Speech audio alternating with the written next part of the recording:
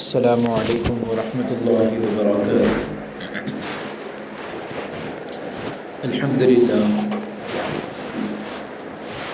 للہ نحمده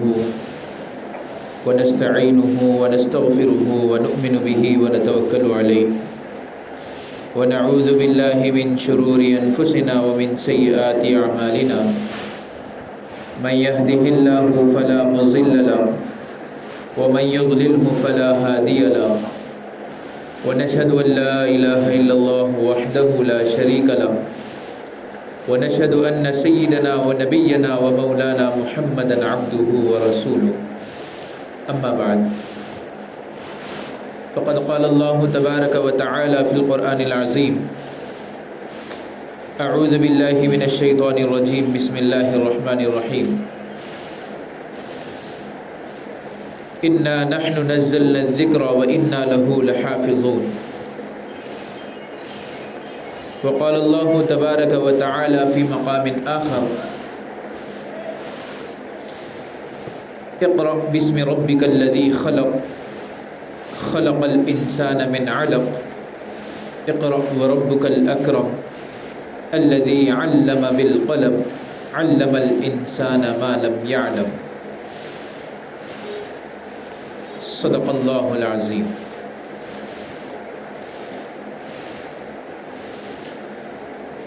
سب سے پہلے ہم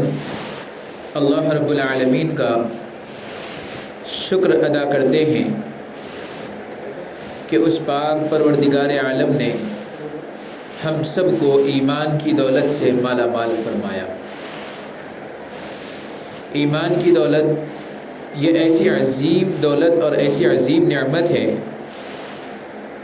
کہ اگر انسان اپنی پوری زندگی گرم انگاروں پر سجدہ کر کے اس نعمت کا شکر ادا کرنا چاہے تب بھی اس کا شکر ادا نہیں کر سکتا۔ ایسی عظیم نعمت سے اللہ نے ہم کو نوازا، اور میں اسی کے ساتھ ساتھ اللہ رب العالمین سے دعا گو ہوں کہ اللہ تعالیٰ مجھے صحیح کہنے اور ہم سب کو اس پر عمل کرنے کی توفیق عطا فرمائے۔ جیسا کہ میں نے قرآن کریم کی چند آیات تلاوت کی ہیں، جس میں سے ایک کے اندر اللہ رب العالمین نے اس کتاب کے نازل کرنے کو اور جو سب سے پہلی وحی کی جو آیتیں ہیں اس کی تلاوت میں نے کی، اور دوسری تلاوت جو آیت کریمہ کی میں نے تلاوت کی ہے اس کے اندر اللہ رب العالمین اس امت کو مخاطب کر کے فرما رہے ہیں کہ یہ جو کتاب نازل کی گئی ہے یہ ایسے ہی نازل کر کے پہلی کتابوں کی طرح نہیں چھوڑ دیا گیا۔ جیسے حضرت داؤد علیہ السلام پر زبور کو نازل کیا گیا، حضرت موسیٰ علیہ السلام پر توریت کو نازل کیا گیا، اور اسی طرح حضرت عیسیٰ علیہ السلام پر انجیل کو نازل کیا گیا، اور یہ کتابیں نازل کی گئیں، اور اس کے بعد اللہ رب العالمین نے ان انبیاء پر یہ کتابوں کو نازل کی۔ بعد میں ان انبیاء کی جو امت کے لوگ تھے انہوں نے ان کتابوں کے اندر تحریف کرنی شروع کر دی، رد و بدل کرنا شروع کر دیا، اپنی اپنی مرضی کے مطابق اس کے اندر جو احکام ہوتے وہ اس کے اندر شامل کر لیتے، اور پھر اس کو جو ہے کتاب کا طریقہ اور کتاب میں یہی نازل کیا گیا کہہ کر ان تمام باتوں کو آگے پیچھے کر کے وہ اپنی منمانی زندگی کو گزار لیتے تھے۔ لیکن جب قرآن کریم کے نزول کا وقت آیا اور جب قرآن کریم کے نازل کرنے کا وقت آیا تو اللہ رب العالمین نے اس کے لیے ایک ایسی سیکیورٹی کا انتظام کیا کہ انسان اس کا تصور بھی نہیں کر سکتا تھا۔ سب سے پہلے تو یہ کہ جو کلام نازل کیا جا رہا ہے یہ کس کا کلام ہے، کیونکہ دنیا کے اندر ہم نے دیکھا کہ اگر کوئی بڑا شخص ہو اور جب وہ کوئی بات لکھ کر دیتا ہے تو اس کی بات کی اہمیت بھی ہوتی ہے۔ کیوں؟ کیونکہ اس کی وہ جو شخصیت ہے اس شخصیت کی وجہ سے اس کی کہی ہوئی بات کی اہمیت ہوتی ہے۔ تو یہاں اللہ رب العالمین جو کلام نازل کر رہے ہیں وہ کلام وہ اس بادشاہ کا کلام ہے جو ساری کائنات کا بادشاہ ہے، جو ساری کائنات کا رب ہے، جو ساری کائنات کا مالک ہے اور آقا ہے۔ اور جب اس کا جو کلام نازل کیا گیا تو اس کلام کی کیا اہمیت ہونی چاہیے؟ تو بتلایا یہ گیا کہ تمام کلاموں میں جو سب سے اعلیٰ اور افضل ہے، اگر یوں کہا جائے کہ تمام کلاموں کا بادشاہ اگر کسی کو کہا جائے تو وہ قرآن کریم ہے جو تمام کلاموں کا بادشاہ ہے۔ اور پھر اگر ہم تھوڑا اور آگے چلیں تو جس ذات کے اوپر اس کلام کو نازل کیا گیا وہ تمام انبیاء کے امام ہیں، امام الانبیاء جس کو لقب دیا گیا، اور پھر امام الانبیاء کا لقب ملا تمام نبیوں کی جنہوں نے امامت کی، اور ہر آنے والے نبی نے اس نبی کی جو ہے بشارت سنائی کہ آخر میں ایک نبی آئیں گے جن کا نام محمد ہوگا، جن کا نام احمد ہوگا۔ اس طرح سے بہت ساری کتابوں کے اندر یہ بات آتی گئی، اور پھر انبیاء کرام علیہ السلام آخری امت کے حق میں بشارتیں سناتے گئے۔ اب جب یہ بات آ گئی امام الانبیاء پر، جب قرآن کو نازل کیا گیا اور پھر جب اس کتاب کو نازل کرنے کا وقت آیا تو بتلایا یہ گیا کہ غار حراء کے اندر آپ صلی اللہ علیہ وسلم جب غار حراء میں تشریف فرما تھے، اور پھر اللہ رب العالمین نے حضرت جبرائیل علیہ السلام، اچھا جبرائیل علیہ السلام کے بارے میں قرآن کریم میں اللہ رب العالمین نے فرمایا کہ یہ بڑے طاقتور فرشتے ہیں اور تمام فرشتوں کے سردار ہیں۔ دیکھیے آپ جہاں کہیں پر بھی قرآن کریم کا تعلق آ رہا ہے تو ہر تعلق سے، ہر اعتبار سے اگر آپ دیکھیں تو سردار ہی وہاں پر جو ہے مخاطب کیے جا رہے ہیں اور اس میں جو ہے شامل کیے جا رہے ہیں۔ جو جس کا کلام ہے وہ تمام کائنات کا بادشاہ ہے، اور جو کلام پیش کیا جا رہا ہے وہ تمام کلاموں کا بادشاہ ہے، اور جس نبی پر کلام کو پیش اتارا گیا ہے وحی کے طور پر وہ تمام انبیاء کا بادشاہ ہے اور تمام انبیاء کے امام ہیں، اور جس کے ساتھ یعنی جس کو پیغام بنا کر یا جس کو جو ہے پیغام دے کر بھیجا گیا جس فرشتے کو، وہ تمام فرشتوں کا سردار ہے اور تمام فرشتوں کا بادشاہ ہے۔ تو یہ جو قرآن کریم نازل کیا گیا تو ایسی مضبوط لوگوں کے توسط سے اللہ رب العالمین نے اس کتاب کو نازل کیا، اور جب قرآن کریم کا نزول ہوا سرکار مدینہ صلی اللہ علیہ وسلم کے پاس حضرت جبرائیل علیہ السلام تشریف لائے، اور آ کر انہوں نے سب سے پہلے کہا اقرأ، پڑھیے۔ پیارے حبیب صلی اللہ علیہ وسلم نے فرمایا کہ میں پڑھنا نہیں جانتا، میں امی ہوں، میں ان پڑھ ہوں، مجھے لکھنا پڑھنا نہیں آتا، میں بچپن سے پڑھا لکھا نہیں ہوں۔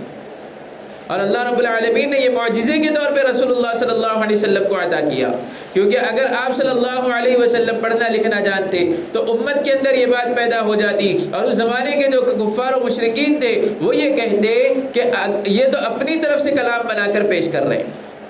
لیکن شروع ہی سے اللہ کے رسول صلی اللہ علیہ وسلم جب پڑھنا لکھنا جانتے نہیں تھے، اور جس کتاب کو نازل کیا جانا ہے تو یہ بتلانا مقصود ہے کہ یہ جو کتاب نازل کی جا رہی ہے یہ اللہ کی طرف سے نازل ہے، یہ کسی اپنے کی طرف سے اور کوئی آدمی جو ہے اس کو اپنی طرف سے لکھ کر پیش نہیں کر رہا ہے۔ تو جب اللہ کے رسول صلی اللہ علیہ وسلم پر وحی کا نزول ہوا، آپ صلی اللہ علیہ وسلم سے کہا گیا اقرأ، پڑھیے۔ سرکار مدینہ صلی اللہ علیہ وسلم نے فرمایا کہ میں پڑھنا نہیں جانتا، انا امی ہوں۔ حضرت جبرائیل علیہ السلام نے پھر فرمایا اقرأ بسم ربک الذی خلق، اپنے رب کے نام سے پڑھیے جس نے ہم کو پیدا کیا۔ اللہ کے رسول صلی اللہ علیہ وسلم نے پھر فرمایا کہ میں پڑھنا نہیں جانتا۔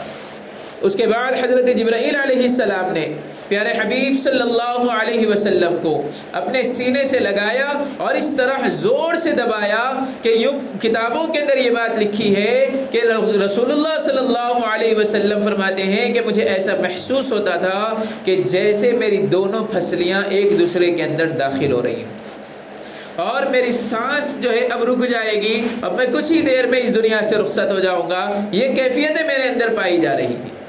اس کے بعد حضرت جبرائیل علیہ السلام نے چھوڑا، پھر فرمایا کہ اقرأ بسم ربک الذی خلق۔ اس کے بعد آپ صلی اللہ علیہ وسلم پڑھنے لگے، اور پھر ساری آیتیں اس کے بعد سے وحی کا سلسلہ شروع ہو گیا۔ اور جب قرآن کریم کے بارے میں بتلایا گیا تو اللہ رب العالمین نے صاف فرما دیا کہ اب یہ جو قرآن ہم نے آپ کے اوپر نازل کیا ہے، اب اس کے اندر قیامت تک کسی طرح کا رد و بدل اس کے اندر شامل نہیں ہوگا۔ کوئی بھی اس کے اندر زبر زیر کو بھی جو ہے بدل نہیں سکتا، کہیں نقطے کو بھی جو ہے بدل نہیں سکتا، اور کہیں کچھ بھی اس کے اندر رد و بدل نہیں لایا جا سکتا۔ یہ قرآن کا مقام اور مرتبہ بتلایا گیا۔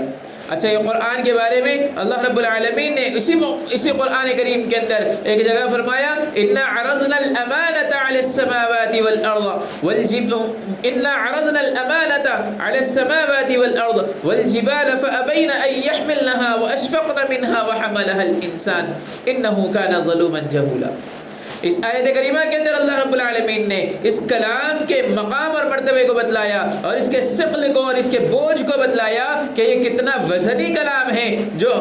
جس کا تذکرہ اللہ نے قرآن کریم کے اندر کر کے بتلایا کہ اگر ہم اس کلام کو پہاڑوں پر نازل کرتے تو وہ پہاڑ اس کے بوجھ کی وجہ سے ٹوٹ جاتے، پھٹ جاتے، اور اس کے بوجھ کو برداشت نہ کرتے۔ لیکن اللہ کا کتنا بڑا احسان ہے ہمارے اوپر، اس امت محمدیہ پر کتنا بڑا اللہ کا احسان ہے کہ اللہ رب العالمین نے اتنے وزنی کلام کو ایک انسان کے چھوٹے سے سینے کے اندر، چھوٹے سے دل میں اللہ نے اس کو محفوظ کر دیا۔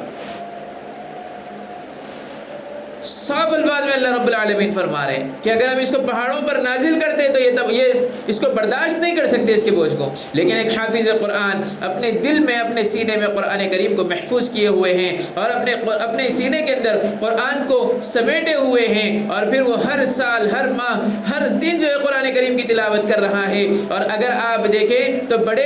چھوٹے چھوٹے بچے، معصوم بچے جن کی عمریں بھی 6 سال ہیں، 8 سال ہیں، 10 سال ہیں، یہ بچے حافظ قرآن بن رہے ہیں اور قرآن کریم سنا رہے ہیں۔ یہ قرآن کا معجزہ ہے، یہ سرکار مدینہ صلی اللہ علیہ وسلم کا معجزہ ہے اس امت پر، کہ یہ قیامت تک یہ رہنے والا معجزہ ہے۔ اور اس کے اندر اگر جہاں کہیں پر بھی امام کھڑے ہو کر نماز پڑھا رہا ہو، اور قرآن کریم کی تلاوت جہاں کہیں بھی کی جا رہی ہو، اگر اس کے اندر کہیں زبر چھوٹ جائے یا زیر چھوٹ جائے، اور پیچھے پڑھنے والا، پیچھے کھڑے ہونے والا، پیچھے ٹھہرنے والا شخص اگر کہیں خامی اگر نظر آ جاتی ہے تو فوراً ٹوک دیتا ہے کہ بھئی یہاں پر آپ نے زبر کو چھوڑ دیا ہے، یہاں آپ نے اس آیت کو چھوڑ دیا ہے، یہاں آپ نے زیر کو چھوڑ دیا ہے۔ اس طرح سے وہ اس کو جو ہے درست کر دیتا ہے۔ دنیا کی کوئی کتاب آج تک محفوظ نہیں ہے، لیکن 1400 سال سے اگر کوئی کتاب محفوظ ہے تو وہ قرآن کریم ہے۔ ہندوستان کا اگر ہم حال اٹھا کر دیکھیں تو ہندوستان کی آزادی سے پہلے جب انگریزوں کا یہاں پر تسلط تھا، اور انگریز یہ چاہتے تھے کہ ہندوستان سے مسلمانوں کو ختم کر دیا جائے، اسلام کو ختم کر دیا جائے، بھرپور انہوں نے کوششیں کی، لیکن جب ان لوگوں نے یہ مشورے کیے تو اس میں سے جو ہے ایک نے کہا کہ ہم سب سے پہلے اگر اسلام کو ختم کرنا چاہتے ہیں تو ہم ان کو ختم نہیں کر سکتے جب تک کہ ہم ان کے درمیان سے ان کے لٹریچر کو ختم نہ کر دیں۔ یعنی ان کے جو اسلامی کتابیں ہیں، ان کی جو مذہبی کتابیں ہیں، ان کا جو قرآن ہے، جب تک ہم اس کو ختم نہیں کر دیں گے، اور یہ جو حدیث کو محفوظ کرنے میں جو لگے ہوئے ہیں اور احادیث کو جو ہے سینہ بسینہ جو منتقل کر رہے ہیں، اگر جب تک ہم اس کو ختم نہیں کر دیں گے اور اس کو مٹا نہیں دیں گے، تب تک ہم ان کے سینوں سے اسلام کو ختم نہیں کر سکتے۔ انگریزوں نے بڑے مشوروں کے بعد ایک بات انہوں نے یہ طے کی کہ چلو چل کر ہم سب سے پہلے کام یہ کرتے ہیں کہ قرآن کریم کے جتنے نسخے ہیں، یہ قرآن نسخوں کی شکل میں موجود ہے، لہذا ہم کیا کرتے ہیں، ان تمام سے قرآن کریم کے نسخوں کو لے لیں گے اور اس کو ہم جلا دیں گے، ہو سکتا ہے کہ یہ قرآن وہاں سے ختم ہو جائے۔ یہ کوشش ان لوگوں نے کی، بڑی محنتیں کی، اور بڑے بڑے مدارس کے اندر، مکاتب کے اندر وہ داخل ہوتے گئے، اور انہوں نے وہاں سے قرآن کریم کے تمام مصحف کو اٹھایا اور لا کر اس کو جو ہے میدان میں رکھتے اور اس کو جلاتے اور یہ بتلاتے کہ ہم قرآن کریم کو ختم کرنے میں کامیاب ہو رہے ہیں۔ لیکن انگریزوں کے ایک سردار نے ایسے ہی چلتے وہ ایک ایسے مدرسے میں پہنچا جہاں پڑھنے والا بھی نابینا ہے اور پڑھانے والا بھی نابینا ہے۔ جب وہاں پر وہ لوگ پہنچ گئے اور وہاں پہنچنے کے بعد انہوں نے پوچھا کہ بھئی کیا تمہارے پاس کوئی قرآن کریم کے مصحف رکھے ہوئے ہیں؟ تو انہوں نے کہا کہ بھئی ہاں وہاں تابدان میں کچھ کتابیں رکھی ہیں، اس میں قرآن کا مصحف کون سا ہے ہمیں معلوم نہیں ہے، کیونکہ ہم تو نابینا ہیں، اکثر باہر کے لوگ یہاں پر آتے ہیں اور اس کتاب کو اٹھا کر پڑھتے ہیں، لہٰذا تم کو جو چاہیے وہاں سے تلاش کر لو اور اس کو اٹھا کر لے جاؤ۔ انہوں نے جو ہے اس کو اٹھا لیا اور اس کو لے جانے لگے، لیکن اس کے بعد جس آدمی سے، جس عالم دین سے، جس حافظ سے انہوں نے پوچھا کہ بھئی انہوں نے پوچھا کہ تم یہ جو مصحف اٹھا کر لے جا رہے ہو اس کا کرو گے کیا؟ کیا تمہیں قرآن جو تم تلاش کرنے کے لیے آئے تھے وہ مل گئی؟ انہوں نے کہا کہ ہاں مل گئی ہے، تو اب تم اس کا کرو گے کیا؟ تو انہوں نے کہا ان انگریزوں نے کہ ہم اس کتاب کو بھرے میدان میں رکھ کر جلا دیں، نعوذ باللہ۔ اور ہماری یہ کوشش ہے کہ قرآن کریم اگر اس دنیا سے مٹ جائے گا تو اسلام اثر نو ختم ہو جائے گا اور پھر ہم اپنے مذہب کو جو ہے کامیاب اور کامران بنا سکتے ہیں۔ انہوں نے کہا کہ اچھا یہ بات ہے، لیکن تم جو ہے قرآن کریم کو کیسے مٹا سکتے ہو؟ قرآن تو مٹنے والی کتاب نہیں ہے، کیونکہ اللہ نے اسی مقدس کتاب کے اندر فرمایا اِنَّا نَحْنُ نَزَّلْنَا الذِّكْرَ وَإِنَّا لَهُ لَحَافِظُونَ، ہم نے اس کتاب کو نازل کیا ہے اور ہم ہی اس کی حفاظت کرنے والے ہیں، تو تم کون ہو سکتے اور تم کیسے اس کو مٹا سکتے ہو؟ انگریز بڑا تعجب میں آ گیا کہ بھئی یہ کیسی بات ہے اور یہ کیسا بڑا چیلنج یہ کر رہے ہیں کہ قیامت تک یہ کتاب مٹ نہیں سکتی، آخر ایسا کیا ہے اس کے اندر اور ایسے کیسے ہو سکتا ہے؟ ہم تو بھرپور کوشش کر رہے ہیں، سارے مصحف لے کر جا کر جلا رہے ہیں اور یہ کتاب کیسے نہیں مٹ سکتی؟ تو اس حافظ قرآن نے، اس استاذ نے اپنے ہی مدرسے کے ایک چھوٹے سے طالب علم کو، غالباً جس کی عمر 6 یا 8 سال کی ہوگی، انہوں نے بلایا، وہ حافظ قرآن طالب علم کو بلایا اور بلا کر پوچھا کہ یہ جو تمہارے ہاتھ میں مصحف ہے اس میں سے یہ قرآن ہے، تم اس میں سے جہاں کہیں سے بھی تم پڑھ کر پوچھ لو، یہ بچہ آپ کو جو ہے وہاں سے آگے اس کا جواب دے گا۔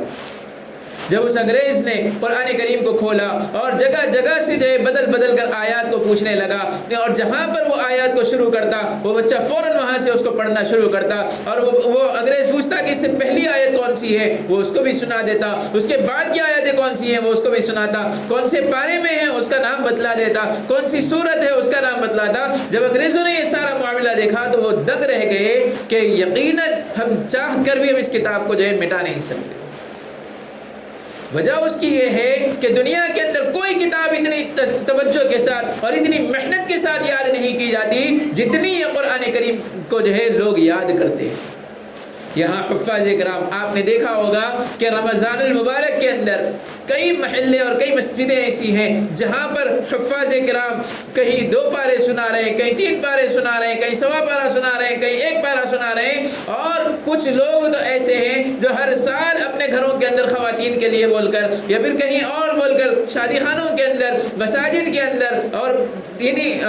بہت ساری جگہوں پر گھروں کے اندر جو لوگ تراویح میں قرآن کریم کو سننا چاہتے ہیں، اور وہاں ہر جگہ پر آپ کو ایک نہ ایک حافظ قرآن ضرور مل جائے گا۔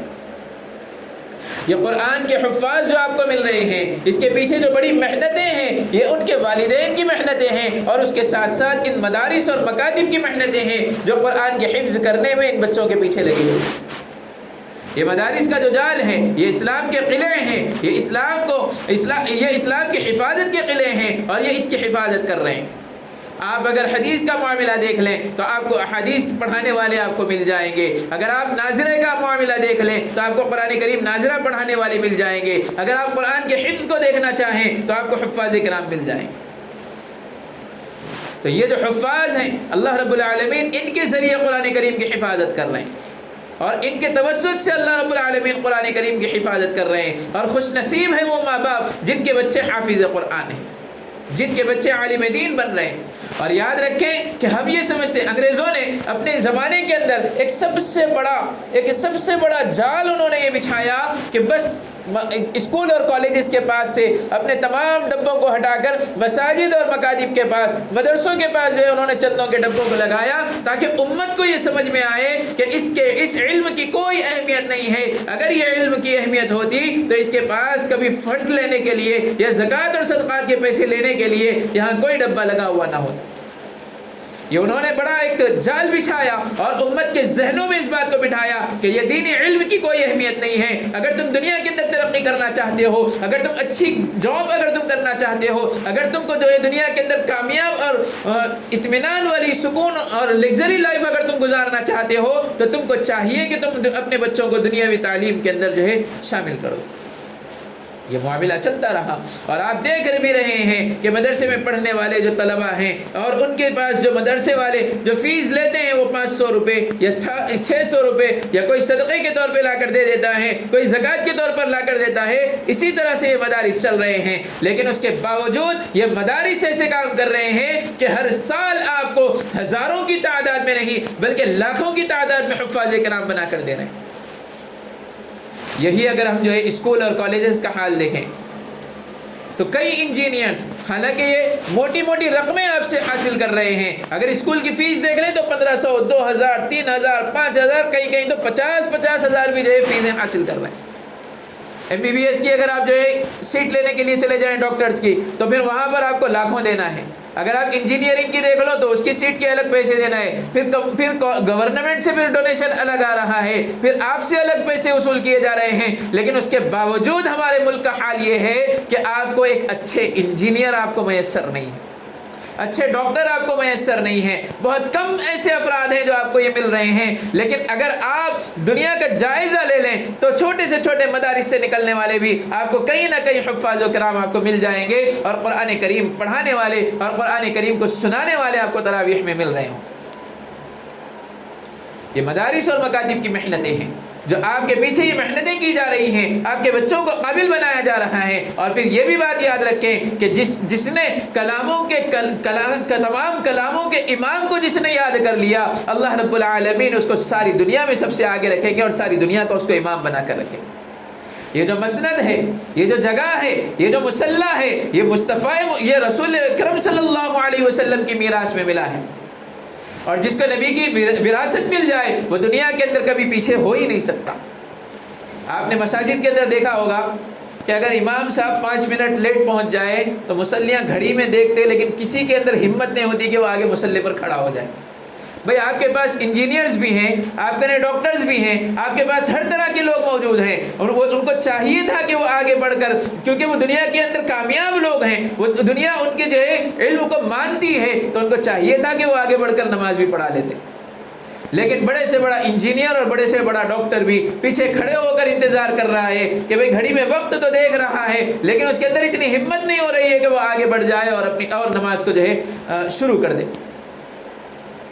اللہ رب العالمین نے یہ مقام اور مرتبہ دیا ہے. یہ مقام اور مرتبہ اس انسان کا نہیں ہے بلکہ اس کے پاس جو علم ہے، اللہ نے اس علم کی وجہ سے اس کو وہ مقام اور مرتبہ عطا کیا. اب یہ نہیں کہتے کہ بھئی ہمارا مقام اور مرتبہ ہے، ہم یہ کہتے ہیں کہ یہ جو آج عزتیں ہم کو مل رہی ہیں، آج یہ جو آج ہم کو جو لوگ اپنے سروں پر بٹھا رہے ہیں، یہ ہمارے اندر جو ہے یہ کوئی صلاحیت نہیں ہے بلکہ یہ وجہ ہے. تو یہ صرف اور صرف اس کلام پاک کی برکت ہے جس کی وجہ سے اللہ نے ہمیں دنیا اور آخرت دونوں میں عزتوں سے نوازے. اور حفاظ کے بارے میں بتلایا گیا، احادیث کے اندر یہ بات آتی ہے، سرکار مدینہ صلی اللہ علیہ وسلم بلکہ اور بھی اولیاء اللہ بزرگان دین نے یہ بات بتلائی ہے کہ بروز قیامت اللہ رب العالمین حافظ قرآن سے کہے گا کہ ایک ایک آیت پڑھتا جا اور جنت کے درجوں کو پر بڑھتا جا، اور تیری آخری آیت جہاں ہوگی وہی تیری منزل اور وہی تیرا ٹھکانہ ہوگا. اللہ اکبر، کتنی آیتیں ہیں اور کتنے مقام اور مرتبے جو اللہ نے اس کو عطا کیے. اور یہ تو صرف حافظ قرآن کا نہیں بلکہ ان کے والدین کے ساتھ جو معاملہ کیا جائے گا، بتلایا گیا کہ حافظ قرآن کے والدین کے سر پر جو تاج پہنایا جائے گا اس کی جو روشنی ہوگی، یہ بتلایا گیا کہ سورج کی روشنی سے 70 گنا زیادہ اس کی روشنی. سورج کی روشنی کو کے سامنے اگر وہ حافظ قرآن کے والدین کے سر پر جو تاج کو لگایا گیا ہے، پہنایا گیا ہے، اگر اس روشنی کے سامنے اگر سورج کو بتلایا جائے تو ایسا محسوس ہوگا جیسے سورج کے سامنے ہم یہ کہتے ہیں کہ چراغ دکھانا. ایسی روشنی اللہ رب العالمین جو ہے، ایسا تاج اور ایسا عالی شان تاج ان کو اور ایسا عالی مقام ان کو جو ہے عطا کیا جائے گا. امت کے لوگ پوچھیں گے کہ یہ کون ہیں، یہ کیا انبیاء ہیں؟ بتلایا جائے گا کہ نہیں، یہ انبیاء نہیں ہیں، بلکہ یہ اسی امت کے جو حفاظ ہیں، یہ ان کے والدین کا مقام اور مرتبہ ہے۔ آپ اندازہ لگاؤ کہ جب والدین کا یہ مقام اور مرتبہ ہے تو خود قرآن کریم کے حافظ کا کیا مقام اور مرتبہ ہو۔ تو لہٰذا کوشش یہ کرنی ہے کہ ہم اپنے بچوں کو حافظ قرآن بنائیں۔ ہم بھرپور کوشش یہ کر رہے ہیں کہ بھئی ہمارا بچہ انجینئر بن جائے، ہمارا بچہ ڈاکٹر بن جائے، اور زمانہ یہ کوشش کر رہا ہے کہ ہر گلی میں ایک ڈاکٹر ہو، اور ہر گلی میں جو ہے ایک انجینئر ہو، اور ہر گلی میں کوئی نہ کوئی جو ہے دنیاوی فنون کا ماہر ہو، لیکن کوئی کوشش یہ نہیں کر رہا ہے کہ ہر گلی کے اندر کوئی نہ کوئی حافظ قرآن اور عالم قرآن عالم بھی مل جائے۔ یہ کوششیں ہم کو کرنی ہے، بلکہ میں تو کہتا ہوں کہ ہم کو آئندہ سال تک ہم یہ کوشش کریں، بلکہ اپنی زندگی میں ہم اس بات کی کوشش کر لیں کہ کم از کم ہمارے گھر میں ایک حافظ قرآن اور ایک عالم دین تو ہونا ضروری ہے۔ وجہ اس کی یہ ہے کہ آپ کو آئے دن جو دنیا کے اندر نئے فتنے جو پیدا ہو رہے ہیں، ان فتنوں کی وجہ سے آج امت کا حال بڑا برا ہوتا چلا جا رہا ہے۔ آئے دن لوگ جو ہے دنیاوی فنون دنیاوی چیزوں کو دیکھتے ہوئے اور اس کی طرف مرغوب ہو کر اپنے ایمان سے خارج ہو رہے ہیں اور پتہ تک نہیں چل رہا۔ اللہ کے رسول صلی اللہ علیہ وسلم کی ایک حدیث ہے، پیارے حبیب صلی اللہ علیہ وسلم نے فرمایا کہ آخری زمانہ ایسا ہوگا کہ آدمی ایمان کی حالت میں سوئے گا، لیکن جب وہ اٹھے گا تو ایمان سے خارج ہو چکا ہوگا۔ اللہ اکبر۔ آج جو ہمارا حال ہے، اب وہ اس زمانے کے اندر وہ جو حدیث کو ہم جو ہے اس زمانے کے اندر اگر رکھ کر سوچتے ہیں تو وہ حدیث ہم کو سمجھ میں نہیں آتی کہ بھئی آدمی ایمان کی حالت میں سو رہا ہے اور پھر صبح غیر ایمان والا ہو کر کیسے اٹھے گا۔ تو آج سمجھ میں وہ بات آئی ہے کہ یہ جو سوشل میڈیا کا جو نیٹ ورک چل رہا ہے اور یہ جو دنیاوی چیزیں جو ہم موبائل فون کا جو استعمال کر رہے ہیں اور بیجا جو ہم اس کا استعمال کر رہے ہیں، یہ ہمارا ایمان کب اور کہاں سے لوٹ لے ہمیں پتہ تک نہیں چلتا۔ اللہ کے لیے اپنے بچوں کو دیندار بنائیں، اپنے گھروں میں حفاظ اور علماء کو پیدا کریں اور اپنے گھروں کے اندر دین کی خدمت کرنے والے بنائیں اور ایسے ایسے بچے اور دینی علوم اور فنون کو سیکھنے والے بچے بنائیں۔ کیونکہ دیکھیے ایک بات یہ بھی ذہن میں رکھیں کہ آج جو دنیاوی فنون اور علوم سیکھ رہے ہیں، ان تمام علوم اور فنون کی جو بنیاد ہے وہ قرآن اور حدیث ہی ہے۔ سائنس کو اگر آپ اٹھا کر دیکھیں تو سائنس یہ کہتی ہے کہ بھئی یہ چیز چل رہی ہے دنیا کے اندر، یہ ہے فلاں ہے۔ اللہ کے رسول صلی اللہ علیہ وسلم کے زمانے میں یہ سارے واقعات پیش آ چکے ہیں، اور آج جو سائنس جو ترقیات کے دائرے پر ہیں، یہ سائنس کی جو بنیاد جو اصل بنی ہے وہ قرآن اور حدیث ہے۔ سائنس سرچ نہیں کرتی بلکہ ریسرچ کرتی ہے، آلریڈی سرچ ہو چکا ہے۔ قرآن نے ساری باتیں بتلا دی، قرآن نے بتلا دیا أَلَمْ تَرَ كَيْفَ فَعَلَ رَبُّكَ بِأَصْحَابِ الْفِيلِ أَلَمْ يَجْعَلْ كَيْدَهُمْ فِي تَضْلِيلٍ وَأَرْسَلَ عَلَيْهِمْ طَيْرًا أَبَابِيلَ تَرْمِيهِمْ بِحِجَارَةٍ مِّن سِجِّيلٍ فَجَعَلَهُمْ كَعَصْفٍ مَأْكُولٍ۔ قرآن نے صاف الفاظ میں بتلایا ملک یمن کا جو بادشاہ تھا ابرہا، اس کا واقعہ اللہ رب العالمین نے قرآن کریم کے اندر بتلایا کہ کیا آپ نے نہیں دیکھا کہ ہم نے ان ہاتھی والوں کے ساتھ کیا معاملہ کیا۔ بتلایا گیا کہ وہ خانہ کعبہ کو گرانے کے لیے آیا تھا اور اللہ رب العالمین نے اس کے اوپر چھوٹے چھوٹے پرندوں کے ذریعے کنکریاں جو اس کے اوپر پھینکی گئی، اور اس کا حال یہ تھا کہ وہ کنکری جب ان کے اوپر گرتی تو وہ اس کے جسم کو پھاڑتے ہوئے زمین پر آ کر رکتی۔ اگر ہم یہ بات بتلائیں کہ چھوٹے چھوٹے پرندوں کی زبان میں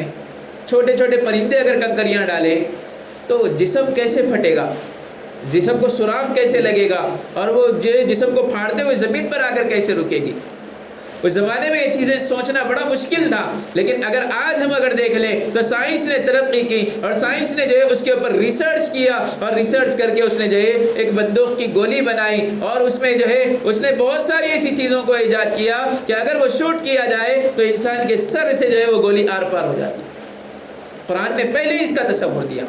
آج یہ جو ہم عالیشان محلات جو دیکھ رہے ہیں، آج یہ ہم عالیشان جو قطب مینار ہیں، چار مینار ہیں، گولکنڈہ ہیں، اور بھی ہم بہت ساری جو ہے عمارتوں کو دیکھ رہے ہیں، اور ہم نے تاج محل کو بھی دیکھا، اور یہ ساری عمارتیں جو دیکھ رہے ہیں، یہ ساری کی ساری چیزوں کا جو تصور دیا گیا وہ قرآن کریم سے ہی دیا گیا، کیونکہ قرآن میں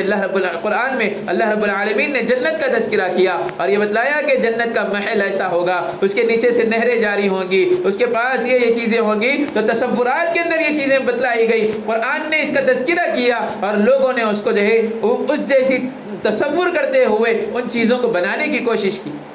تو یہ تصورات قرآن کریم سے ملتے ہیں. یہ سائنس کی جو آج بنیاد رکھی گئی ہے یہ قرآن کریم سے ہی ہے. تو اس لیے بہتر اور افضل کوشش یہ کرنی چاہیے کہ سب سے پہلے ہم اپنے بچوں کو حافظ اور عالم بنائیں, اس کے بعد پھر دنیاوی علوم کے اندر ہم ان کو شامل کریں تاکہ ان کا ایمان بھی محفوظ ہو اور وہ دنیا کی تمام سائنس کو بآسانی قرآن کریم اور قرآن اور احادیث کے توسط سے سمجھ سکیں. اللہ رب العالمین سے دعا ہے کہ اللہ تعالی ہم سب کو کہنے اور سننے سے زیادہ عمل کرنے کی توفیق عطا فرمائے اور ہم سب کو حافظ قرآن اللہ رب العالمین بنا دے اور ہماری اولاد کو حافظ قرآن بننے کی توفیق عطا فرمائے. آمین وآخر دعوانا الحمدللہ رب العالمین. دعا کے لیے ہاتھ اٹھا لیں, ایک مرتبہ درود شریف پڑھ لیں. الحمدللہ رب العالمین. اللهم صل على سيدنا محمد وعلى آل سيدنا محمد صلاة تنجينا بها من جميع الأهوال والآفات وتقضي لنا بها جميع الحاجات وتطهرنا بها من جميع السيئات وترفعنا بها عندك أعلى الدرجات وتبلغنا بها أقصى الغايات من جميع الخيرات في الحياة وبعد الممات إنك سميع قريب مجيب الدعوات إنك على كل شيء قدير. اللهم أنت السلام ومنك السلام حينا ربنا بالسلام وأدخلنا الجنة دار السلام تباركت ربنا وتعاليت يا ذا الجلال والإكرام. ربنا آتنا في الدنيا حسنة وفي الآخرة حسنة وقنا عذاب النار وقنا عذاب القبر وقنا عذاب الحشر وقنا عذاب الدين وقنا عذاب الصراط وقنا عذاب السكرات وقنا في الفتنة المسيح الدجال. اللهم احفظنا من كل بلاء الدنيا وعذاب الآخرة. اللهم احفظنا من كل بلاء الدنيا وعذاب الآخرة. اللهم احفظنا من كل بلاء الدنيا وعذاب الآخرة. ربنا لا تؤاخذنا إن نسينا أو أخطأنا. ربنا ولا تحمل علينا إصرا كما حملته على الذين من قبلنا. ربنا ولا تحملنا ما لا طاقة لنا به واعف عنا واغفر لنا وارحمنا أنت مولانا فانصرنا على القوم الكافرين. اللهم ارحمنا يا أرحم الراحمين. اللهم إني أسألك موجبات رحمتك وعزائم مغفرتك والغنيمة من كل بر والسلامة من كل إثم. لا تدع لنا ذنبا إلا غفرته ولا هما إلا فرجته ولا عينا إلا شفيته ولا دينا إلا قضيته ولا حاجة هي لك رضا إلا قضيتها يا أرحم الراحمين. اللهم أعنا على ذكرك وشكرك وحسن عبادتك. اللهم أعنا على ذكرك وشكرك وحسن عبادتك. اللهم أعنا على ذكرك وشكرك وحسن عبادتك. اللهم انصر الإسلام والمسلمين. اللهم أعز الإسلام والمسلمين. اللهم انصر الإسلام والمسلمين. اللهم أعز الإسلام والمسلمين. اللهم إني أسألك موجبات رحمتك وعزائم مغفرتك. اللهم إني أسألك الجنة ونعوذ بك من النار. يا مجير يا مجير يا مجير. اللهم ارحمنا يا أرحم الراحمين. اے اللہ ہم سب گناہ گار ہیں, سیاہ کار ہیں, خطا وار ہیں. اے اللہ ہم تیری رحمت کے امیدوار ہیں. اے کریم مولا تو ہم سب کے گناہوں کو معاف فرما. اے اللہ تو ہم سب کی خطاؤں کو درگزر فرما. اے اللہ ہمارے صغیرہ کبیرہ ظاہرہ باطنہ خواہ دن کے اجالے میں کیے ہوں یا رات کے اندھیرے میں, انجانے میں کیے ہوں یا جان بوجھ کر, اے کریم مولا تمام کے تمام گناہوں کو معاف فرما دیجئے. اے اللہ تمام کے تمام گناہوں کو معاف فرما دیجئے. اے الہ العالمین آپ تمام بادشاہوں کے بادشاہ ہیں. اے اللہ آپ ہی نے زمین اور آسمان کو بنایا. اے اللہ آپ ہی نے ستاروں اور سیاروں کو بنایا. اے اللہ آپ ہی نے چاند اور سورج کو بنایا. اے اللہ زمین پر رہنے والی ہر مخلوق کے مالک آپ ہیں. اے اللہ ہر مخلوق کو پیدا کرنے والے آپ ہیں. اے اللہ ہواؤں کی تمام مخلوقات کے مالک آپ ہیں. اے اللہ آسمانوں کی مخلوقات کے مالک آپ ہیں. اے اللہ شجر اور حجر کے پیدا کرنے والے آپ ہیں. اے اللہ سمندروں کے اندر رہنے والی مخلوقات کو پیدا کرنے والے آپ ہیں. اے کریم مولا سمندروں کو پیدا کرنے والے آپ ہیں. اے اللہ ساری کائنات کے آقا اور مالک صرف اور صرف آپ ہیں. اللہ ہم آپ ہی کو اپنا معبود مانتے ہیں، اللہ ہم آپ ہی کی عبادت کرتے ہیں، میرے مولا ہم آپ ہی کو اپنا رب جانتے ہیں، اللہ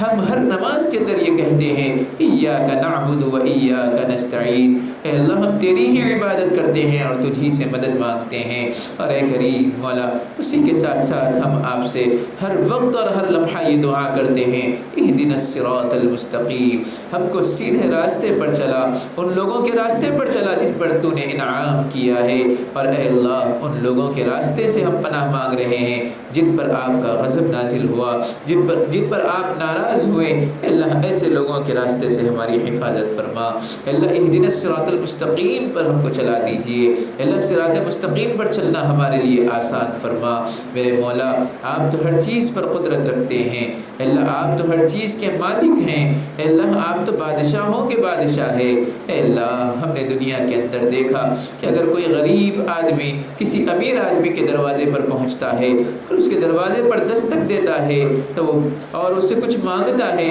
تو اس امیر آدمی کو اے اللہ خالی ہاتھ لوٹاتے ہوئے اس کو شرم آتی ہے۔ اے کریم مولا آپ تو بادشاہوں کے بادشاہ ہیں، میرے مولا ہم آپ کے دروازے پر دستک دے رہے ہیں،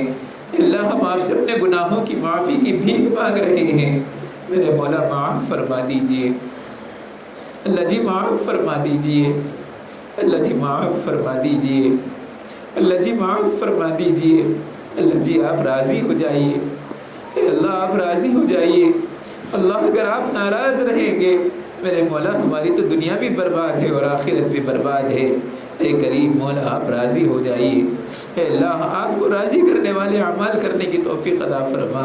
اے اللہ یہ جو قرآن کریم پڑھا گیا ہے اے اللہ بے شک ہم امتی ہیں، اے اللہ ہم انسان ہیں، میرے مولا ہم سے خطائیں ہوئی ہیں، اے اللہ ہم سے غلطیاں ہوئی ہیں، اے کریم مولا جس طرح سے اس کا حق ادا کرنا چاہیے تھا اے اللہ ہم نے ادا نہیں کیا، میرے مولا اپنے فضل سے اس کا ثمرہ ہم کو عطا فرما دیجئے، اے اللہ اپنے فضل سے اس کا بدلہ ہم کو عطا فرما دیجئے، اے اللہ اپنی بارگاہ میں ہمارے اس مقدس کلام کی تلاوت کو قبول فرما لیجئے، اے اللہ اپنے مقدس کلام کی اے اللہ تلاوت کو قبول فرما لیجئے، اے اللہ جیسے تیسے بھی تلاوت کی گئی ہے میرے مولا ہم نے پڑھا ہے، ہم نے کوشش کی ہے اس کو پڑھنے کی، اے کریم مولا قبول فرما لیجئے، اللہ جی قبول فرما لیجئے، اے الہ العالمین، اے اکرم الاکرمین آپ تو ہر چیز پر قادر ہیں، اللہ آپ تو ہر چیز پر قدرت رکھنے والے ہیں، اللہ آپ جب چاہتے ہیں جو چاہتے ہیں جیسا چاہتے ہیں کر سکتے ہیں، اللہ آپ جیسا چاہتے ہیں کر سکتے ہیں، میرے مولا آپ سے کوئی سوال کرنے والا نہیں ہے، آپ سے کوئی پوچھنے والا نہیں ہے کہ آپ نے ایسا کیوں کیا، ایسا کیوں نہیں کیا، میرے مولا آپ کسی کوئی سوال نہیں کر سکتا، اے کریم مولا اے الہ العالمین اپنے اس مقدس کلام کی برکت سے اے اللہ اپنے اس مقدس کلام کی برکت سے اے اللہ ہمارے گناہوں کو معاف فرما دیجئے، اے اللہ ہمارے گناہوں کو معاف فرما دیجئے، اے اللہ اپنے اس مقدس کلام کی برکت سے میرے مولا ہمارے گھروں میں خوشحالیاں پیدا فرما، اے اللہ ہمارے گھروں میں خیر و برکتیں عطا فرما، اے اللہ ہماری زندگیوں میں سکون اور اطمینان عطا فرما، اے اللہ اپنے اس مقدس کلام کی برکت سے اے الہ العالمین اے کریم مولا زندگیوں میں سکون اور اطمینان پیدا فرما دیجئے، اے اللہ اے کریم مولا دنیا کے اندر اگر آپ کا کوئی سب سے بڑا عذاب ہے میرے مولا ہم نے اپنا تجربہ کیا ہے، آپ اس دنیا کے اندر اگر آپ کا کوئی سب سے بڑا عذاب ہے تو میرے مولا میری نظر میں ہماری نظر میں اے اللہ سب سے بڑا عذاب تو یہ ہے کہ زندگی سے سکون کا چھن جانا، اے اللہ اس سے بڑا عذاب اور کچھ بھی نہیں ہو سکتا دنیاوی اعتبار سے، اے اللہ زندگیوں میں سکون اور اطمینان پیدا فرما دیجئے، اے اللہ زندگیوں میں خوشحالیاں پیدا فرما، اے اللہ اے کریم مولا دلوں میں محبتیں اور الفتیں پیدا فرما، اے اللہ نفرتوں کو ختم فرما دیجئے، اے اللہ اپنے مقدس کلام کی برکت سے اے اللہ نفرتوں کو ختم فرما دیجئے، اے الہ العالمین اے اکرم الاکرمین اپنے اس مقدس کلام کی برکت سے اے اللہ نہ جانے لوگ کیسی کیسی بیماریوں کے اندر مبتلا ہیں، اے اللہ نہ جانے کیسے کیسے لوگ بیماریوں میں مبتلا ہیں، اے اللہ کوئی بی پی کا مریض ہے، اے اللہ کوئی شوگر کا مریض ہے، اے اللہ کوئی کینسر کا مریض ہے، اے اللہ کسی کو ٹیومر ہوا ہے، اے کریم مولا کوئی گھٹنوں کے درد سے پریشان ہے، اے اللہ کوئی جوڑوں کے درد سے پریشان ہے، اے اللہ نہ جانے لوگ کیسی کیسی بیماریوں کے اندر مبتلا ہو رہے ہیں، اے اللہ کوئی آسیبی مخلوقات سے پریشان ہے، کوئی اثراتی مخلوقات سے پریشان ہے، اے اللہ کوئی جسمانی امراض سے پریشان ہے، کوئی روحانی امراض سے پریشان ہے، میرے مولا اے کریم مولا ہر مرض کے دینے والے آپ ہیں اور ہر مرض مرض سے شفا دینے والے بھی آپ ہیں اللہ، ہر مرض کو شفا دینے والے بھی آپ ہیں اللہ، اپنے اس مقدس کلام کی برکت سے اللہ تمام بیماروں کو شفا عطا فرما دیجیے اللہ، تمام بیماروں کو شفا عطا فرما دیجیے اللہ، تمام بیماروں کو شفا عطا فرما دیجیے الہ العالمین، اپنے اس مقدس کلام کی برکت سے الہ العالمین، جو بے اولاد ہیں اللہ ان کو نیک اور صالح اولاد عطا فرما اللہ، جو رشتوں کے لیے پریشان ہیں اللہ، جو بے جوڑ ہیں اللہ ان کے لیے بہترین جوڑے عطا فرما اللہ، جن کے نکاح ہو چکے ہیں اللہ ان کے دلوں میں الفتیں اور محبتیں پیدا فرما اللہ، ان کو نیک اور صالح اولاد عطا فرما اے کریم مولا، اے کریم مولا، بہت سارے ایسے افراد ہیں جو نکاح کے باوجود اللہ 5-5 سال 8-8 سال گزر گئے، 3-3 سال گزر گئے، لیکن اے اللہ اولاد کی نعمت سے محروم ہے اللہ، انہیں نیک اور صالح اولاد عطا فرما دیجئے اللہ، ہم جیسے بلال ہیں اور بھی سلیم ہیں اور جلیل صاحب ہیں اور بھی یہاں پر حاضرین مجلس میں جتنے ایسے افراد ہیں اللہ جو بے اولاد ہیں یا جو دعاؤں کے جنہوں نے دعاؤں کے لیے کہا ہے یا وہ سوچ رہے ہیں کہ ہم بھی اگر کہہ دیتے تو ان کا بھی نام دعاؤں کے اندر شامل ہو جاتا، اے الہ العالمین تمام بے اولادوں کو نیک اور صالح اولاد عطا فرما اللہ، آپ ہی اولاد کے دینے والے ہیں اللہ، جس طرح سے آپ نے حضرت ابراہیم علیہ السلام کو 80 سال کی عمر میں حضرت اسحاق علیہ السلام سے نوازا اے اللہ، ایسے ہی اے کریم مولا، اے کریم مولا ہمیں بھی اولاد سے مالا مال فرما دیجئے اے اللہ، ان لوگوں کو جو جن کے نکاح ہوئے ہیں اے اللہ جو بے اولاد ہیں ان کو نیک اور صالح اولاد عطا فرما اے اللہ، اے کریم مولا، اے کریم مولا آپ کی قدرت تو ایسی ہے کہ بے موسم میں بھی آپ پھلوں کو اگاتے ہیں، بے موسم پھلوں کو بھی اے اللہ دوسرے اوقات میں آپ اگا کر بتلاتے ہیں، جس طرح سے قرآن نے حضرت مریم علیہ السلام کا ذکر کیا اور کہا کہ جب حضرت ہارون علیہ السلام ان کے پاس یا حضرت یحییٰ علیہ السلام ان کے پاس پہنچے تو اے کریم مولا انہوں نے ان کے روپ میں ان کے کمرے میں ایسے پھلوں کو پایا جو جن پھلوں کا اس وقت موسم بھی نہیں تھا اے کریم مولا، آپ تو بے موسم پھلوں کو بھی پیدا کرنے والے ہیں اللہ، جو بانج خواتین ہیں یا جو مرد بانج ہیں اے کریم مولا نیک اور صالح اولاد ان کو عطا فرما دیجئے اللہ، انہیں بھی نیک اور صالح اولاد عطا فرما دیجئے اے کریم مولا، جن کے پاس اولاد ہیں اللہ، جن کو آپ نے اولاد کی نعمتوں سے مالا مال فرمایا اللہ، ان کی اولاد کو فرما بردار بنا دیجئے اللہ، فرما بردار بنا دیجئے الہ العالمین، فرما بردار بنا دیجئے اللہ، ہم تمام کو اپنے والدین کی قدر کرنے والا بنا اللہ، ان کی خدمت کرنے والا ہم کو بنا اللہ، ان کے درجات کو اللہ بلند فرما اے کریم مولا، جن کے والدین ہیں اس دنیا کے اندر اللہ ان کا سایہ ہمارے سروں پر قائم و دائم فرما، اور اللہ جو اس دنیا سے رخصت ہو گئے ہیں اللہ ان کی قبروں کو نور سے منور فرما اللہ، ان کی قبروں کو نور سے منور فرما اللہ، ان کی قبروں کو نور سے منور فرما اللہ، کروٹ کروٹ جنت نصیب فرما اے کریم مولا، کروٹ کروٹ جنت نصیب فرما اللہ، حاضرین مجلس میں جتنے اس دنیا سے اللہ رخصت ہوئے ہیں یا ان کے اہل و عیال میں جتنے اس دنیا سے رخصت ہوئے ہیں اللہ، کسی کے والد ہیں، کسی کی والدہ ہیں اللہ، کسی کے بھائی ہیں، کسی کے بہنیں ہیں اللہ، اور بھی جو اعزاء و اقرباء میں سے اللہ کسی کے چچا ہیں، کسی کے تایا ہیں اے کریم مولا، سب کو اللہ سب کی قبروں کو نور سے منور فرما دیجئے اللہ، سب کی مغفرت فرما دیجئے اللہ، ان کے تمام سیئات کو حسنات سے مبدل فرما اے اللہ، اے کریم مولا،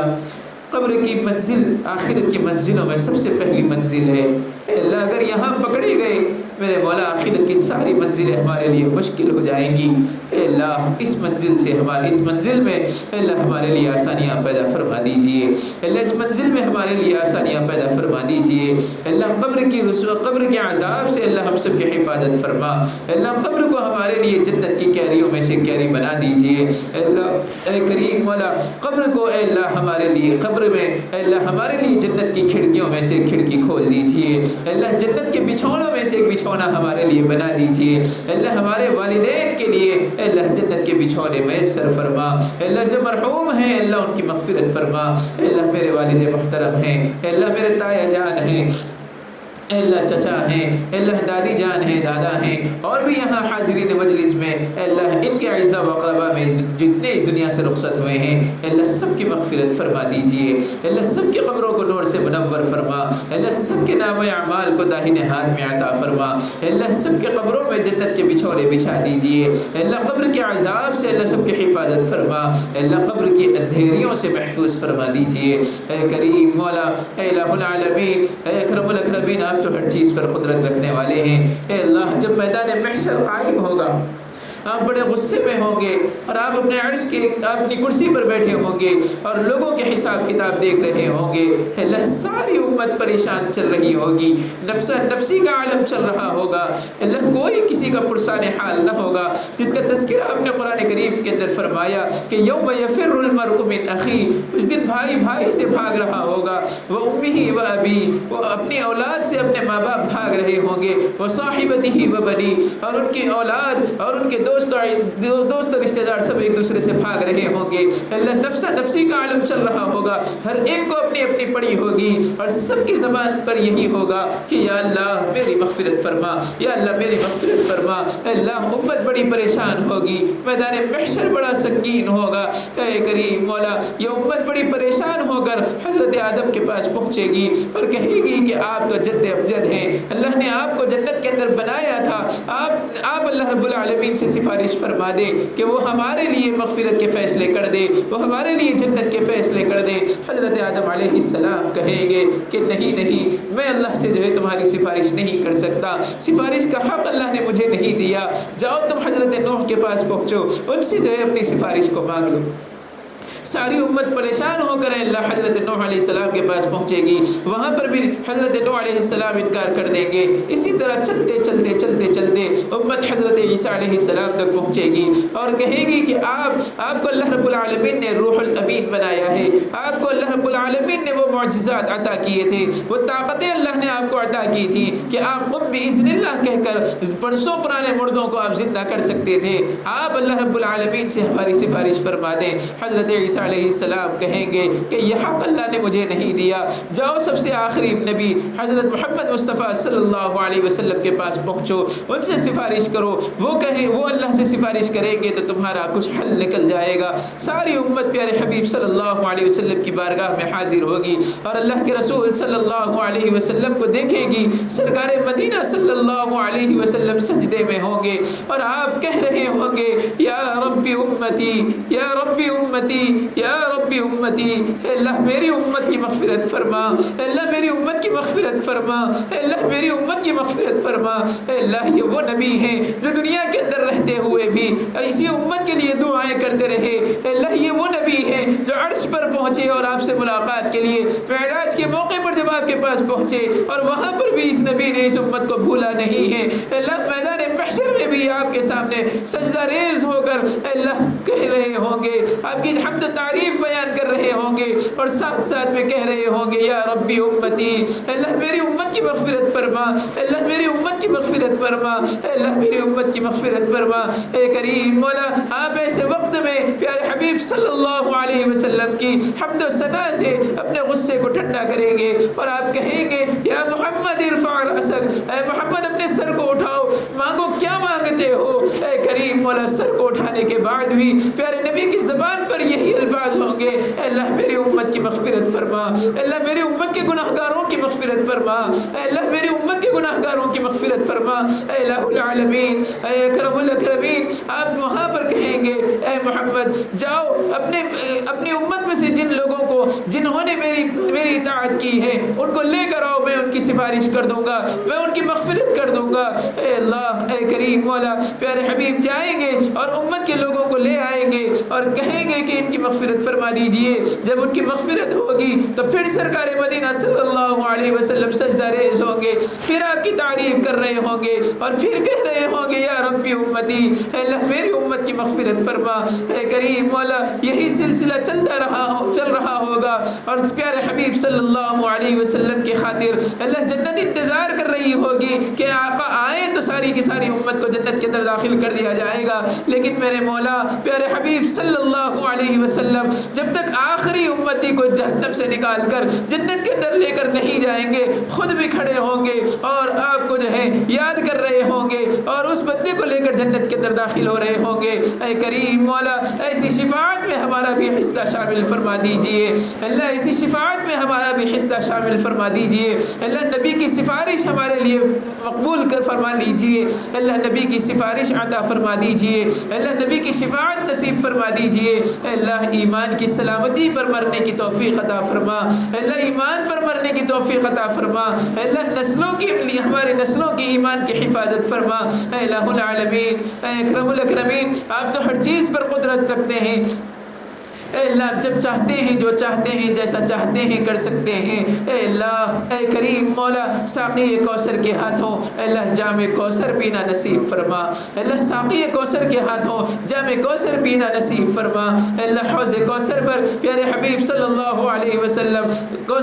حوض کوثر پر پانی پلا رہے ہوں گے، ساقی بنے ہوں گے اور آپ صلی اللہ علیہ وسلم کے ہاتھ سے جام کوثر عطا کیا جا رہا ہوگا، اے اللہ کچھ ایسے بھی لوگ ہوں گے جو دنیا کے اندر نبی کی نافرمانی کر کے اللہ حوض کوثر پر پہنچ رہے ہوں گے، اے کریم مولا پیارے حبیب صلی اللہ علیہ وسلم جب ان کو دیکھیں گے اور ان سے کہیں گے کہ تم نے دنیا کے اندر رہتے ہوئے مجھ پر ایمان نہیں لایا، میرے رب پر ایمان نہیں لایا، تم ایمان کی نعمت سے محروم ہو گئے، جاؤ تمہیں یہاں سے کچھ بھی نہیں ملے گا، ان کو دھتکار دیا جائے گا، اللہ ایسے لوگوں میں ہم کو شامل نہ فرمائیے، اللہ ایسے لوگوں میں ہم کو شامل نہ فرمائیے، اللہ ایسے لوگوں میں ہم کو شامل نہ فرمائیے، اے کریم مولا دنیا کے اندر رہتے ہوئے ہم نے جیسے بھی اعمال کیے ہیں اللہ ہم نے یقیناً نیکیاں بہت کم کی ہیں اور گناہ بہت زیادہ کیے ہیں، اے کریم مولا گناہوں کو معاف فرما دیجئے، اللہ حشر کی رسوائیوں سے بچا لیجئے، اللہ آپ ہم سے راضی ہو جائیے،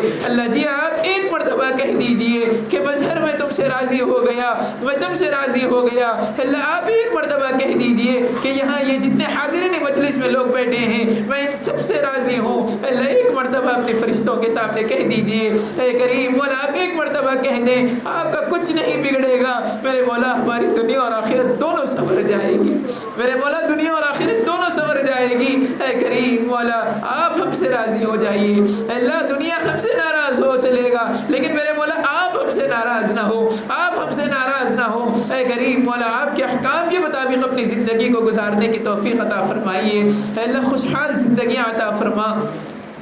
اللہ زندگیوں میں ایمان کی لذتیں عطا فرما، اللہ عبادات کی لذتیں عطا فرما، اللہ سجدوں کی لذتیں عطا فرما، اللہ نمازوں کی توفیق عطا فرما، اللہ 5 وقت کا نماز باجماعت پڑھنے کی توفیق عطا فرما، اللہ خواتین کو بھی نمازوں کا پابند بنا دیجئے، اللہ پردے کا اہتمام کرنے کی توفیق عطا فرما، میرے مولا آپ کا یہ ماہ مبارک ہم سے گزر رہا ہے، اللہ یہ ماہ مبارک ہم سے گزر رہا ہے، میرے مولا اس کے اندر جس طرح سے عبادتیں کرنی چاہیے تھی میرے مولا وہ ہم سے نہیں ہو پا رہی ہے،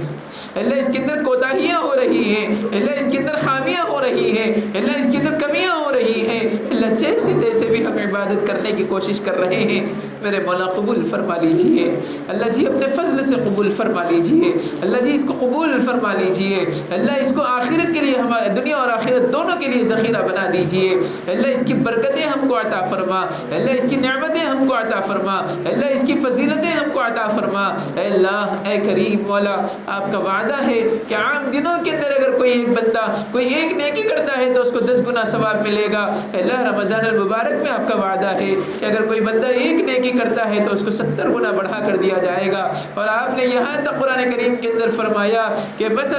كمثل حبة أنبتت 7 سنابل في كل سنبلة 100 حبة والله يضاعف لمن يشاء، آپ نے صاف الفاظ میں کہہ دیا کہ میں اگر چاہوں تو اس کو 700 گنا بڑھا کر بھی دے سکتا ہوں، یا میں اپنی مرضی سے جتنا چاہے اس کو عطا کر سکتا ہوں، اللہ آپ کے خزانوں میں کسی چیز کی کمی نہیں ہے، اللہ آپ سارے خزانوں کے مالک ہیں، اللہ سارے خزانوں کے مالک ہیں، اللہ ہماری زندگیوں میں اللہ رزق کے دروازے کھول دیجئے، اللہ اس ماہ مبارک کی برکت سے اور اپنے مقدس کلام کی برکت سے اللہ رزق کے دروازے کھول دیجئے، اللہ رزق کے دروازے ہمارے لیے کھول دیجئے، اللہ حلال رزق عطا فرما، اللہ حرام حرام رزق سے ہماری حفاظت فرما، اے اللہ ہمارے اہل و عیال کی حفاظت فرما، اے اللہ ہماری نسلوں کی حفاظت فرما، اے اللہ ہماری نسلوں کی حفاظت فرما، اے اللہ ہماری نسلوں کی حفاظت فرما، اے اللہ قیامت تک آنے والی ہماری نسلوں کی اے اللہ حرام رزق سے حفاظت فرما دیجیے، اے اللہ حرام کاموں سے حفاظت فرمائیے، اے اللہ حرام چیزوں سے حفاظت فرمائیے، اے اللہ آئے دن ہم دنیا کے اندر یہ دیکھ رہے ہیں کہ ایمان کے لٹیرے اے اللہ ایمان کو لوٹ رہے ہیں اور ہمیں پتہ تک نہیں چل رہا ہے، اے اللہ کوئی دینی لبادہ اوڑھ کر آ رہا ہے، کوئی کسی طرح سے آ کر اے اللہ ہم سے ایمان کو سلب کر رہے ہیں، ہم سے ہمارے ایمان کو چھین رہے ہیں، اے اللہ ہماری زبان سے شرکیہ کلمات نکلوا رہے ہیں، اے اللہ آئے دن اے کریم مولا باطل طاقتیں دندنا رہی ہیں، اے الہ العالمین اے کریم مولا ان کو معلوم نہیں ہے کہ آپ کی طاقتیں سب سے اعلیٰ ہے، اے اللہ یہ جو مکر کر رہے ہیں، اے اللہ یہ جو کارستانیاں کر رہے ہیں، اے اللہ یہ جو فریب کر رہے ہیں، یہ جو دھوکے دے رہے ہیں، اے کریم مولا ان کی تمام چیزوں کو ختم کرنے والے آپ ہیں، اے اللہ ان سے بہتر چال چلنے والے آپ ہیں، اے اللہ ان سے بہتر فیصلے کرنے والے آپ ہیں، اے اللہ یہ جو باطل طاقتیں دندنا رہی ہیں، اے اللہ یہ سمجھتے ہیں کہ ہم سپر پاور ہیں، اے اللہ آپ تو سپر سے بھی اوپر ہیں، اے کریم مولا آپ کی قدرت میں اے کریم مولا اگر آپ خالی کن کہہ دیں تو ساری کائنات تباہ و برباد ہو سکتی ہیں، اے کریم مولا ایسی طاقتوں کے مالک آپ ہیں، اے اللہ یہ باطل طاقتیں جو دندنا رہی ہیں، اے اللہ ان کے حق میں اگر ہدایت ہے اے اللہ ان کو ہدایت نصیب فرما، اے اللہ ان کو ہدایت نصیب فرما، اے اللہ ان کو ایمان کی لذتیں عطا فرما، اے اللہ ان کو ایمان سے سرشار فرما، اے اللہ اگر ان کے حق میں ہدایتیں نہیں ہیں اے اللہ تو ان کو تباہ و برباد فرما دیجئے، اے اللہ ان کو نیست و نابود فرما دیجئے، اے اللہ اے کریم مولا یہ جو باطل طاقتیں آج جو مسلمانوں پر ظلم و ستم کر رہی ہیں، اے کریم مولا ان کو ہم سے کوئی دشمنی نہیں ہے،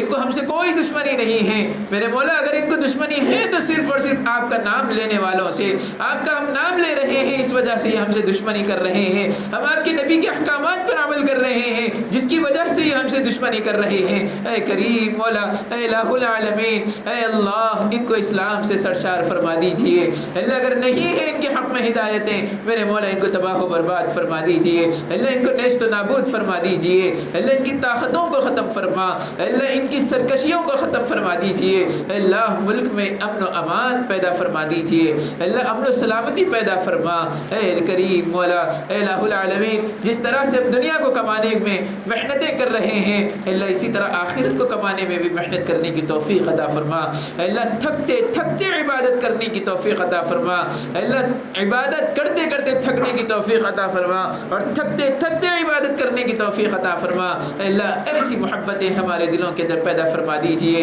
اللہ عبادات کی لذتیں پیدا فرما، اللہ اپنی اور اپنے حبیب کی محبت ہمارے دل میں پیدا فرما، اللہ اپنے اور اپنے حبیب کی محبتیں ہمارے دلوں کے اندر پیدا فرمائیے، اے الہ العالمین آپ تو ہر چیز پر قدرت رکھنے والے ہیں، اے اللہ آپ جب چاہتے ہیں جو چاہتے ہیں جیسا چاہتے ہیں کر سکتے ہیں، اے اللہ ہمارے دلوں کو ایمان کی طرف پھیر دیجئے، اے اللہ ہمارے دلوں کو اسلام کی طرف پھیر دیجئے، اے اللہ ہمارے دلوں کو نمازوں کی طرف پھیر دیجئے، اے اللہ ہماری زندگیوں کو اے اللہ اسلام والی زندگیاں بنا دیجئے، اللہ سنتوں والی زندگیاں بنا دیجئے، اللہ سنتوں کو ادا کرنے کے لیے اور سنتوں پر عمل کرنے کے لیے صحابہ نے دنیا کے اندر ذلتیں برداشت کی ہیں، اے اللہ اے کریم مولا وہ تکلیفوں کو برداشت کرنے کے بعد آج یہ سنتیں پیارے حبیب کی ہم تک پہنچی ہیں، اے اللہ ان سنتوں پر دل سے عمل کرنے کی توفیق عطا فرما، اللہ خالص آپ کو اور آپ کے حبیب کو راضی کرنے کے لیے اللہ سنتوں پر عمل کرنے کی توفیق عطا فرما، اللہ آپ کو راضی کرنے والا ہم کو بنا دیجئے، اے الہ العالمین آپ ہم سے راضی ہو جائیے، اے اللہ اے کریم مولا اے الہ العالمین ہم نے دنیا کے اندر دیکھا کہ جب دنیا کے بادشاہوں کے پاس جب کوئی بندہ پہنچتا ہے اور وہ اس کے دروازے پر دستک دے کر کہتا ہے کہ مجھے ایک مٹھی آٹا دے دے، اور وہ بادشاہ کہتا ہے اپنے غلام سے کہ اس کو ایک بوری آٹا دے دو، اور جب اس کے غلام نے پوچھا کہ ایک بوری آٹے کی کیوں بات کر رہے ہو، اس نے مانگا تو ایک مٹھی تھا، تو بادشاہ نے کہا کہ وہ غلام وہ عام آدمی ہے اور اس نے اپنی حیثیت کے مطابق مانگا ہے، اور میں تو بادشاہ ہوں، میں اس کو اپنی حیثیت کے مطابق عطا کروں گا۔ اے کریم مولا، آج یہ سارے کے سارے بھکاری آپ کے دروازے پر کھڑے ہو کر میرے مولا آپ سے گناہوں کی معافی کی بھیک مانگ رہے ہیں، اللہ برکتوں کی بھیک مانگ رہے ہیں، اللہ آپ کی رحمتوں کی بھیک مانگ رہے ہیں۔ اللہ اپنی رحمت کی چادر میں ہم کو ڈھانپ لیجئے، اللہ اپنی رحمت کی چادر میں ہم کو چھپا لیجئے، اللہ اپنی کبریائی کے لباس میں اللہ ہم کو محفوظ کر لیجئے۔ اے الہ العالمین، ایمان کی سلامتیاں ہم کو عطا فرما دیجئے۔ اللہ آج ہم مانگ رہے ہیں آپ سے، اللہ ہماری حیثیتیں بڑی کم ہیں، اللہ ہماری حیثیتیں بڑی چھوٹی ہیں، میرے مولا آپ تو بادشاہوں کے بادشاہ ہے، اللہ آپ اپنے مقام اور مرتبے کے مطابق، اپنے فضل کے مطابق، اللہ اپنی حیثیت کے مطابق عطا فرما دیجئے، اللہ جی اپنی حیثیت کے مطابق عطا فرما دیجئے۔ اے الہ العالمین، اے اکرم الاکرمین، ہمیں تو مانگنا بھی نہیں آتا،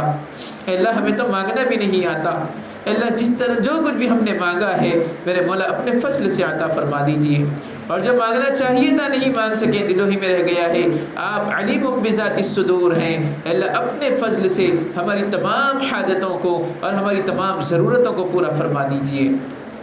اور پیارے حبیب صلی اللہ علیہ وسلم نے اللہ خیر کے موقع، خیر کی لائن سے جتنی دعائیں مانگی ہیں ان تمام دعاؤں میں ہمارا حصہ شامل فرما، اور جن جن شرور سے آپ صلی اللہ علیہ وسلم نے پناہ مانگی ہیں میرے مولا ہم بھی پناہ مانگتے ہیں، اللہ اس سے ہماری حفاظت فرما، اور اللہ ختم قرآن کے موقع پر جتنے نیک نیک لوگوں نے جتنی نیک نیک دعائیں مانگی ہیں اللہ ان تمام دعاؤں میں ہمارا حصہ شامل فرما دیجئے، اللہ ان تمام دعاؤں میں ہمارا حصہ شامل فرما دیجئے، اللہ جن چیزوں سے پناہ مانگی گئی ہیں اللہ ان تمام سے ہم بھی پناہ مانگتے ہیں، اللہ ہماری حفاظت فرما لیجئے، اللہ ہماری اس دعا کو پیارے حبیب صلی اللہ علیہ وسلم کے صدقہ طفیل میں قبول و مقبول فرما لیجئے، وصلی اللہ تعالی علی خیر خلقہ ونور عرشہ محمد وعلی آلہ واصحابہ اجمعین برحمتک یا ارحم الراحمین والحمد للہ رب العالمین۔